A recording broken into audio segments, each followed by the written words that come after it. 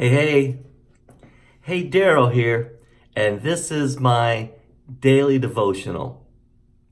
Not everybody, but a whole lot of folks love their dogs. Leslie and I have two dogs, and they really do make us joyful at home. We have a German Shepherd that's just goofy.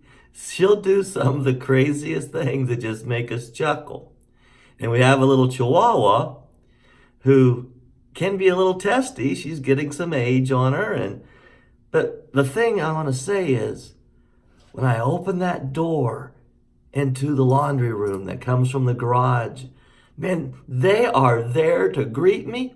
And no matter what kind of day I have had, they're there to show me, welcome home. They're jumping and they're just so excited. So, I'm in Judges chapter 10 right here where it says at verse 6, again, the Israelites did evil in the eyes of the Lord. And now they're worshiping again the Baal gods, and they're doing the things of the Canaanites that they shouldn't be doing. And so God allows them once again to be caught up in bondage and being oppressed by the folks of the Ammonites. And so God raises up finally another judge, Japheth. Now Japheth comes from a pretty good sized family. The only thing is, his mother was a prostitute. And so his folks, his family, his brothers and sisters didn't receive him and said, you'll not become a part of our inheritance because, you come from a prostitute.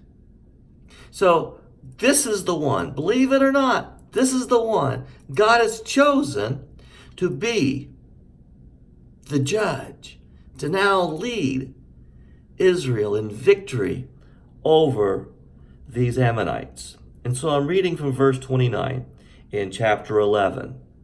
The Spirit of the Lord came upon Japheth.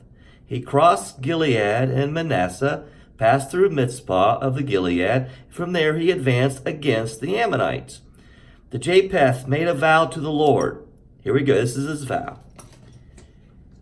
If you give the Ammonites into my hands, whatever comes out of the door of my house to meet me when I return in triumph from the Ammonites will be the Lord's, and I will sacrifice it as a burnt offering. Now, I can't hardly imagine making this sort of a vow before the Lord. Whichever comes out first, Zoe or Cookie, I'm going to sacrifice them to the Lord. So I'm sure he was thinking that it's going to be one of his pet animals, or maybe it'll be a goat or a sheep or something will come out.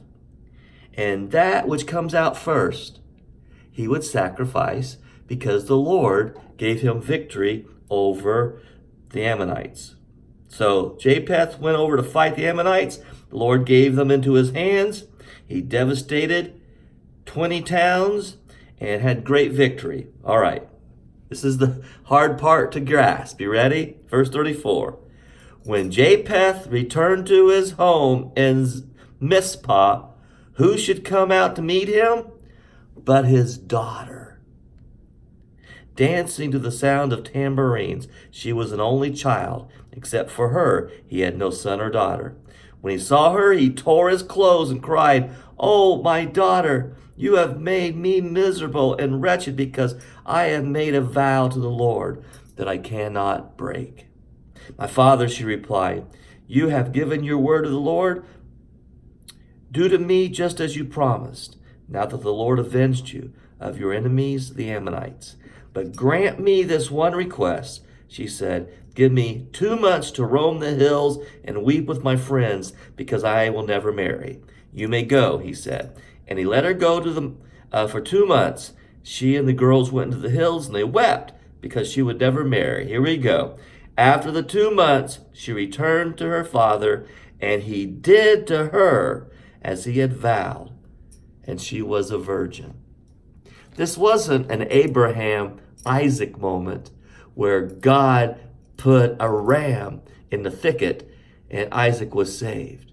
And this is a hard one to swallow. He made a vow that whatever came out that door first, he would sacrifice to the Lord. And here, he sacrifices his own daughter.